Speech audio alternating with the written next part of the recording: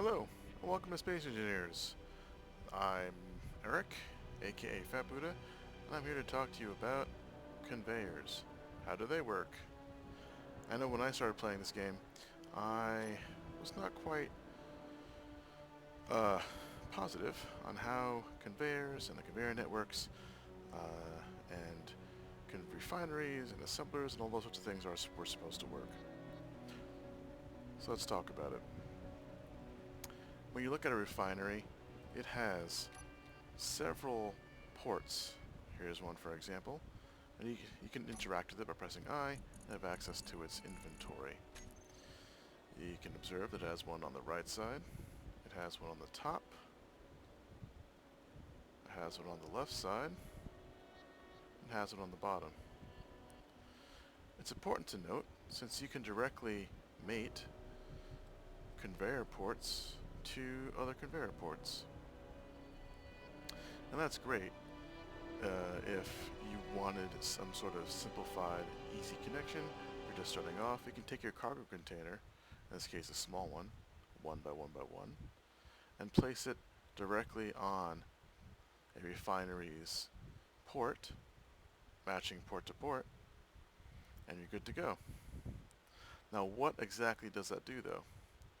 If I look inside the refinery's inventory, when you place raw materials like stone into the refinery, it will slowly refine that stone into gravel. And here's this. The refinery has a limited capacity for refined material. Once that capacity is reached, it's going to issue what the game calls a push request on your conveyor network. And what that means is it's going to look on anything that's connected via its conveyors for a component that can accept a push request. Usually that would be some sort of container. Right now they are not hooked up. Although power can pass across any sort of touch-based connection, conveyor and inventory connections do require a connection via conveyors and conveyor tubes. So what we'll do here is take a conveyor tube, and I can take a curved conveyor tube, and there we go. Now we have a connection. The lights are red right now because this base is not powered. So let me give it a reactor. Now we have power, and now you can see that these conveyor tubes have a healthy connection because they are all lit. If I remove this connection here, you'll note that this conveyor tube has lit up red, saying that it does not have a valid connection. And that would stink. None of your stuff would get anywhere. So, let's put that there. So now what will happen is if I access the refinery, and you note that I can no longer interface with this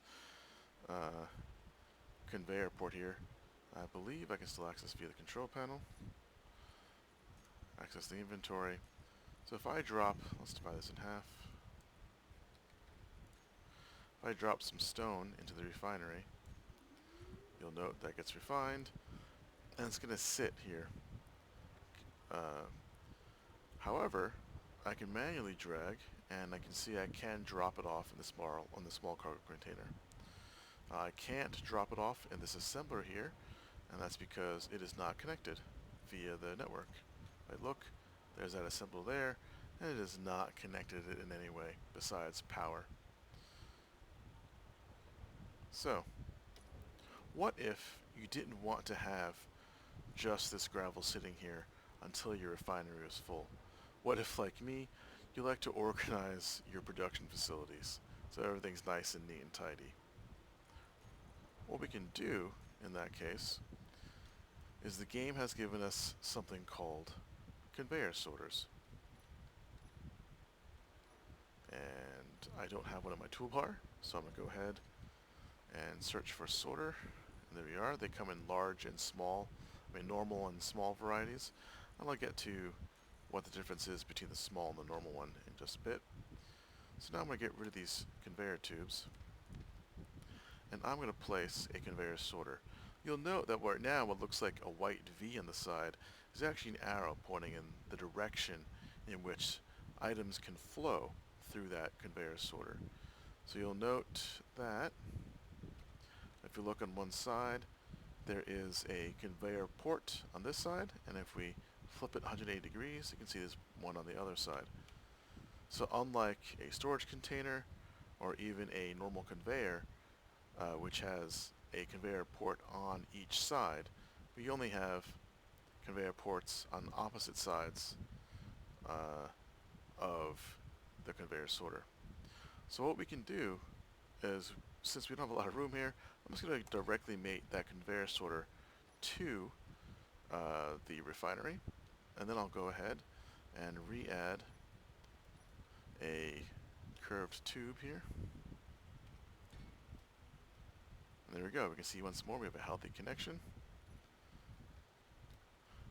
Right now, everything's going to behave exactly the same way as before, except I would not be able to drag items in the cargo container back into the refinery. So let's demonstrate that. If I go to inventory, here's that small cargo container.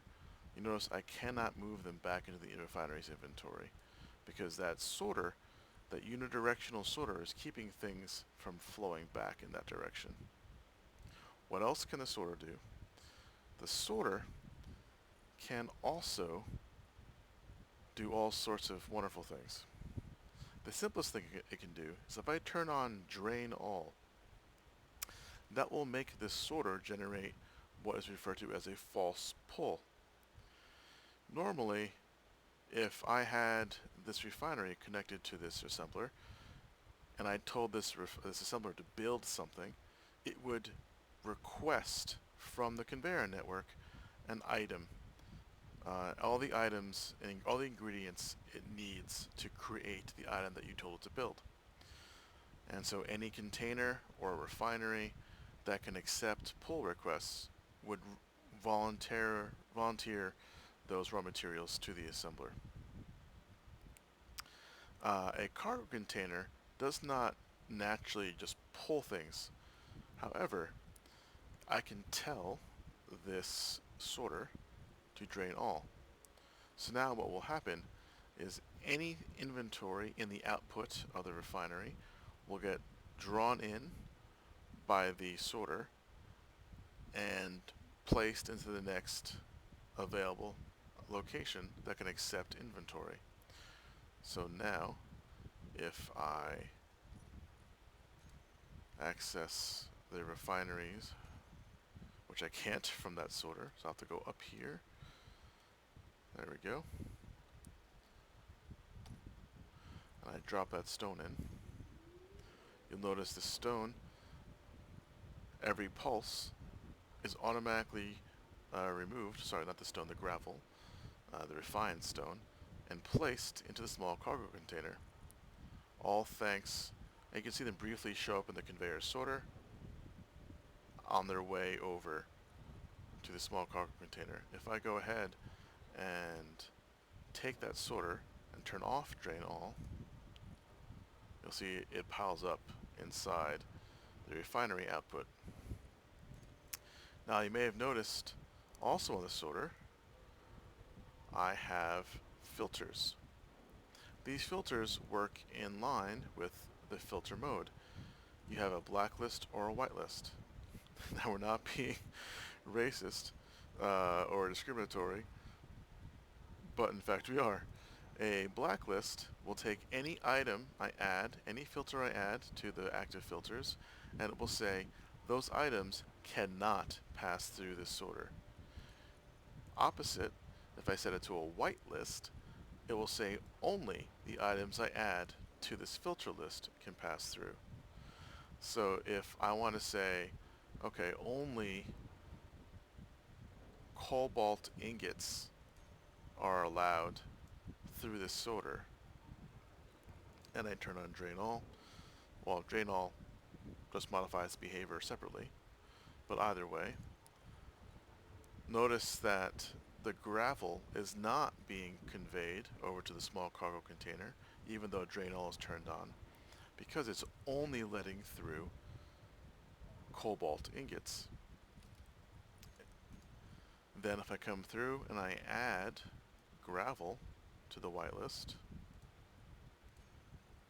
immediately you'll see that the gravel has disappeared from the refinery, has moved through the conveyor sorter, and now has shown up in the small cargo container. So using a variety of sorters and tubes like this, you can say have a cargo container, one for each type of ore, refined ore, and have a sorter attached to each of those containers and whitelist them, and there you go. Now you have refined ore coming out of your refinery and nicely sorted into one type of ore into each cargo container. An example of what that might look like. Let's see, we can quickly drum up an example here. So let's take the sorter. Where did I put those? There we go. Place the sorter there like so. Then we could have another cargo container over here. That's actually kind of bad because the cargo containers are touching, so that means they can move items between each other. Instead, let's do this. Sorry, it's a little messy. I didn't make enough space here. There we go. So now we're going to place conveyors on top, and conveyors are just 6-way junctions of tubes, of conveyor tubes. I'll do this like so. Oops, nope, not like that. I want to connect, then connect. So there we go. So now we could tell this sorter, we could tell this sorter here just to be cobalt ore, we could tell this sorter here just to let through iron ore, and then they will place those out of the refinery into the appropriate cargo containers beneath them. But now let's say you want to be able to assemble from these ore containers. I'm going to remove this guy here. For simplicity's sake, let's just pretend we have a whole array of these containers set up to store ore, like so. Pretend this is a whole grid of them, right? We need to be able to get the ore out of the refined ore out of the containers and into the assembler. What you would do is take a conveyor sorter and interface with it.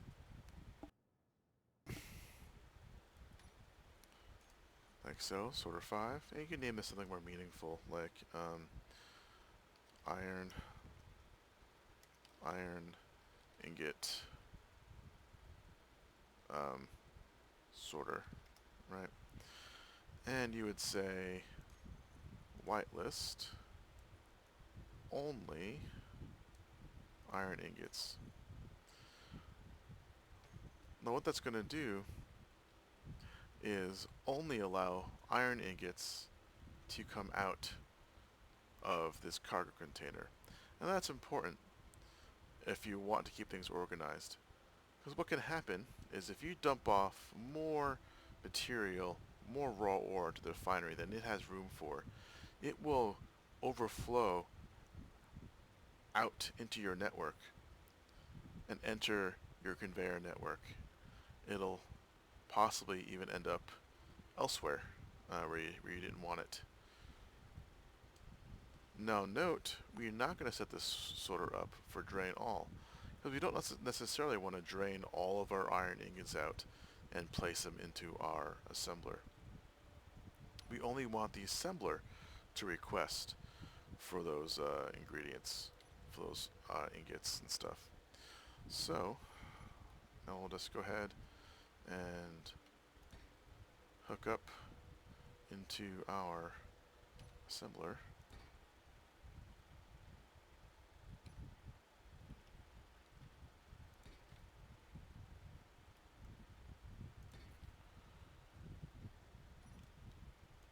There we go. Watch them light up. Great. Now, this is just a very simple set of tubes. If we had an array of these cargo containers and sorters, instead of a curved tube, we'd probably have a conveyor here. And so these conveyors would be connected with sorters and cargo containers, one for each. Or you might just have one like this if you're not doing a very large production. Note on the assembler, we've got a port here, got a port on the bottom, we have a port on top, and a port on the back. You might notice these other little square connections here, both on the assembler and on the refinery.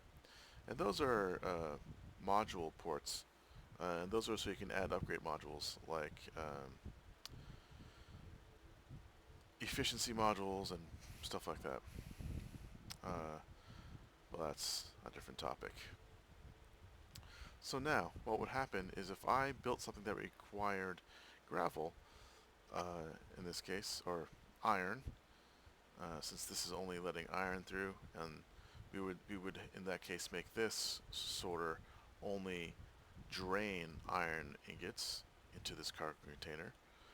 This assembler would issue a request for iron ore. It would reach out into the network and see that this sorter can allow iron through. So it would check back here and note that there is iron ingots inside this container and pull what it needs through the conveyor network. Instead, if I were to set this conveyor to drain all, it would pull all available iron out of that cargo container and shove it wherever it can go. In this case, the assembler's input inventory until it was full of iron. And then all you'd be able to make are things that contain iron, because that would just continually refill it, and you'd be kind of out of luck unless you start to disable things on your conveyor network. So that's how the conveyor network works. One complication here is that there is a difference between small and normal size conveyors. You'll note that I mentioned that earlier. This is most evident while working on ships. Here you can see in the back of the fighter cockpit a large or normal conveyor port, and here on the small ship size drill you can note small conveyor ports on the top, bottom, and back of the drill. If I were to connect using small conveyor tubes, like here,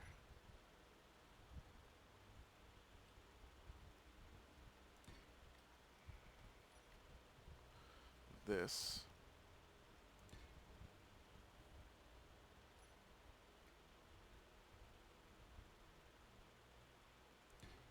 that will not work. You'll note that the little lights on the conveyor tubes are red, meaning not a valid connection. You must connect like-sized ports to each other. Large to small or small to large does not work, no matter what you try. So what are you to do? Take a look here at the bottom, and you can see a small conveyor port on the bottom of the fighter cockpit and a small conveyor port on the front of the fighter cockpit. The normal cockpit has two small on the back and a large on the bottom. So a little opposite, kind of an opposite arrangement. So you could, instead of going there, you could connect here. You can connect these two guys together.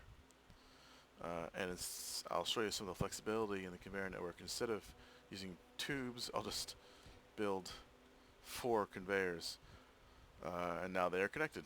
There's no little lights showing you that they are, but they are totally connected.